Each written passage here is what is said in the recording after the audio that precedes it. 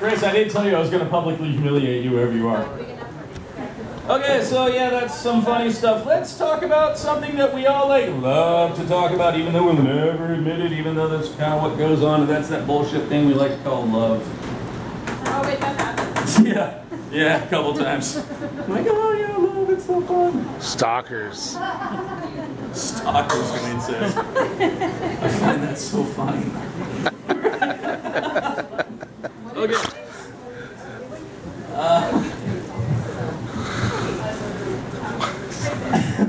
This is called Back Patio. The final stretch of weekend is amongst us. Hands on the clock move slow now. The previous 48 hours braced with a force displayed by an express train, the morning brought me to the patio, and the cold floorboards bring comfort to my blistered bare feet. I'm trying to command my pen to constrict enough words to tell a tale of our weekend getaway. How a visitor could slip into your backyard, break the chains of daily redundancy, giving you a vacation. We're living everyday life and witnessing a sparkle of a new experience lighting up someone else's spirit. This was no ordinary weekend, no ordinary world. Two atoms did not collide. Two atoms ran parallel and changed daily perspective. The blisters on my feet have turned callous but not painful. More awards and achievements to something considered a holiday in Goa. And I will be saddened when the hard skins turn smooth.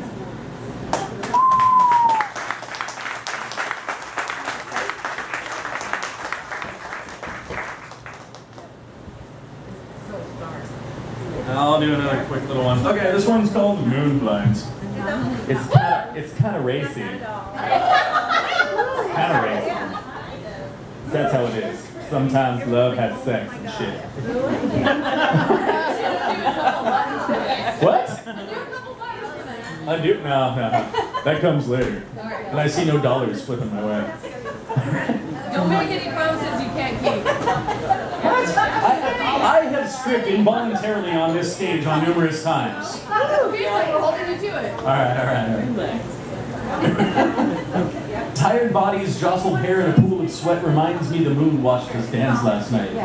Eavesdropping at your exhales while I painted the canvas of your body with my lips, softly illuminating the bedroom with its glow as we searched for each other's climax. The strings of moon glow through blinds puppeteered us to sleep. I felt you move at my back as when we woke to the sun warmth creeping through. I turned to watch your eyes peek open and whisper good morning. You lift yourself upright and as I watch the sun striking through, complimenting your bare back.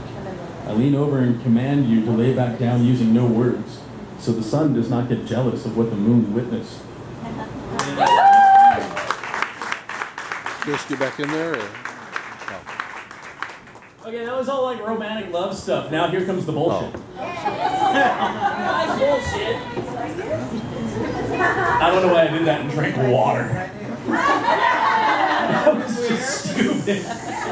Who does that, man? So, announce that you just have some spots up here. People want to move up closer to you. My God, there is so many people here, and there is open seats. But if y'all just want to cuddle puddle, standing in line, I'm cool with that. Man, that's old rave terminology. So anyway,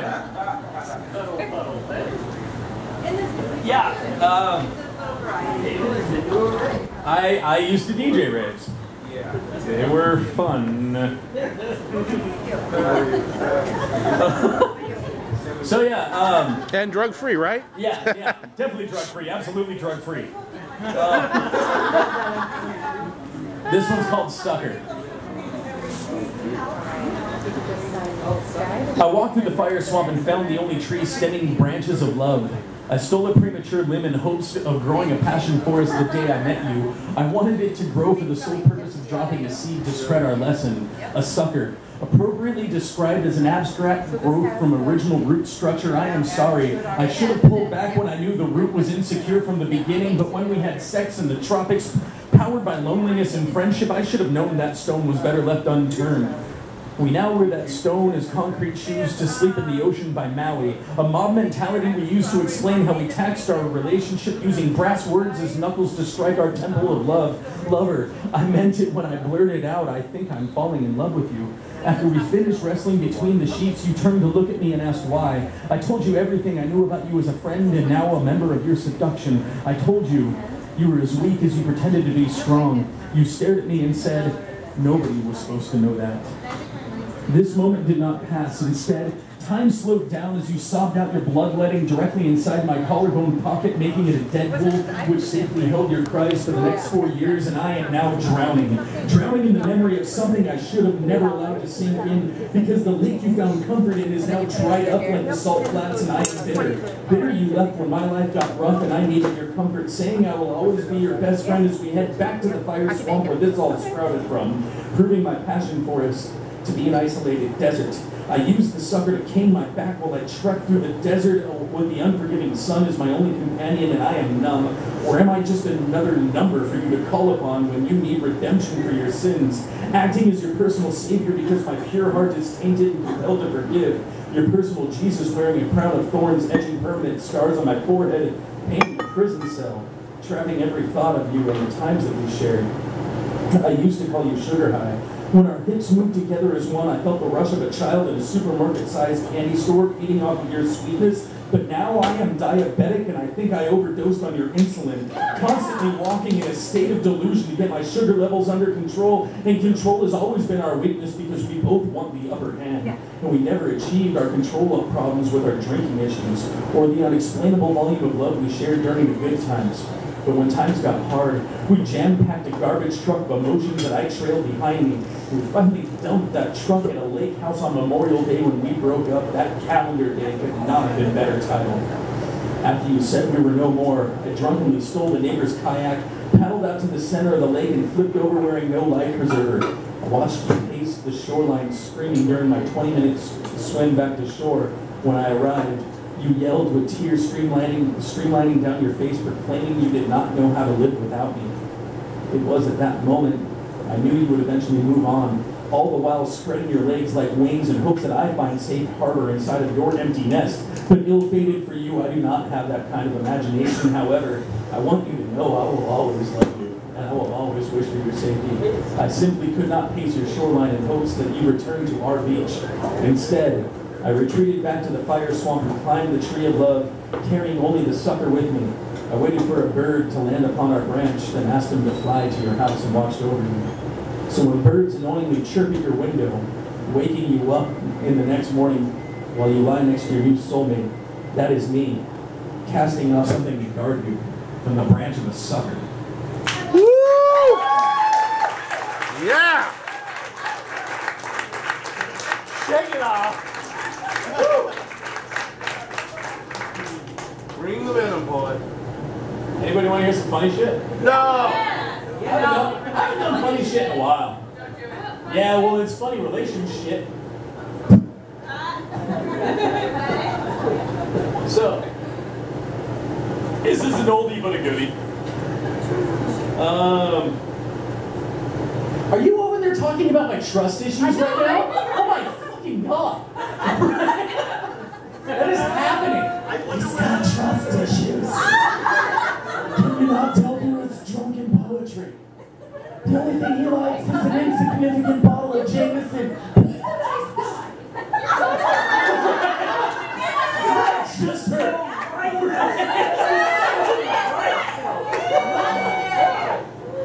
God, you wonder why I'm balding. Yeah. So that was fun. Shit. Yeah, that's great. Hey, so let's just promote. Let's go right into promoting. I'm done doing poetry thing, well, for now. So I do a workshop on Sundays. Yay! Everybody who showed up to the workshop, thank you, that's great. Anybody who wants to show up to the workshop, thank you, we'd love to see you. Yes. I did realize a crazy anomaly, which I do need to talk to you about, Raj. We need to change the flyer. Like everything I say we do is nothing that we do. Yeah. It's like, bring your stuff, let's help work on it. We're a creative group. No, all we do is sit there, eat, get drunk, and like prompt everyone. But some really good stuff has actually come out of it. You know, we all desperately want to be a writer, and then we all walk around with our pens staring at a desk going, great.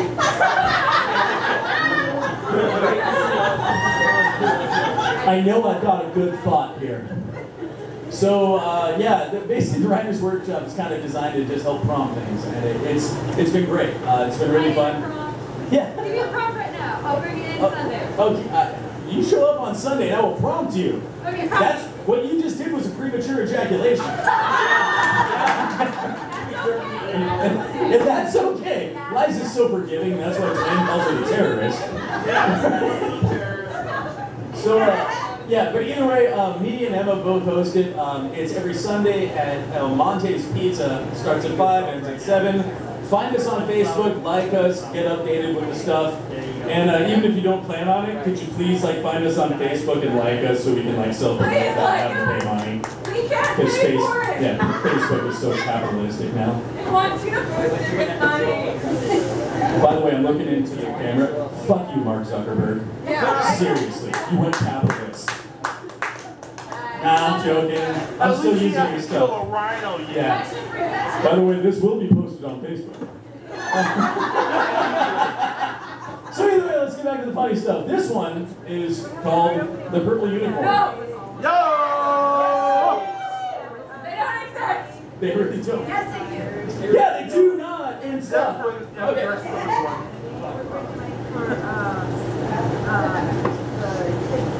Penguins are quite admirable in their determination to find a lover. They search in desperation, lost within a sea of identical tuxedo-matched similarities to locate the eternally monogamous soulmate. In their DNA, it is embedded to find its equal. From the outside, they all look the same. Bloodshot eyes, vibrant in determination on their target, the opposite sex. Filled in a land of piercing cold, heartache, and death, all in hopes to waste away struggling for survival with a conjoined spirit to call their own. The dating game for humans is awkwardly similar. Homo sapiens pile up heartaches weighed down by romantic shackles from a distant past and pray that we can rely on something other than ourselves. Mankind uses another personality to justify our feelings about the mentality we cannot hide from. Our species is definitely destined for struggle. This is why I chuckle at pathetic humans attempting to find their penguin. In retrospect, am in search of the motherfucking purple unicorn. Yeah! Yes, fuck penguins. If I find another swimming bird alike, I might as well be keeping up with the Joneses. Locked inside a suburban dream of my undying spirit rejects. It all seems dull and primitive. But my purple unicorn would be the goddess that no one expects. That female who can walk in anywhere, anytime, and not make heads turn, but spin. Yes. The female who confidently could have anyone, but only desires me. Me. My purple unicorn will be blonde, from Brazil with a French accent and tongue to match. Standing in a towering 5'1", decorating her petite waist with overtones of voluptuosity, a geek from the streets, and a real freak in the sheets. Whoa! Imagine that for a fucking penguin! The purple unicorn penguin? Holy shit! That is the furthest thing from an ugly duckling. Imagine me, the average Joe Penguin, riding down the Arctic tundra on my, yes, my, purple unicorn penguin thing. Because she is something beyond your next door neighbor's swimming bird all of you are now damned with a clone of yourselves to be with. That is why I leave you all swimming in the ice-cold sea of envy while me and the rarest penguin unicorn thingy of all set flight on our rainbow to warmer lands, on our heterosexual rainbow highway. I ride the rarest mythical creatures that cannot be seen nor caught off into the sunset of love, passion, and romance, leaving all of you jaw-dropped and oozing with jealousy. And that is why I'm still single. Because of that fucking imaginary purple unicorn.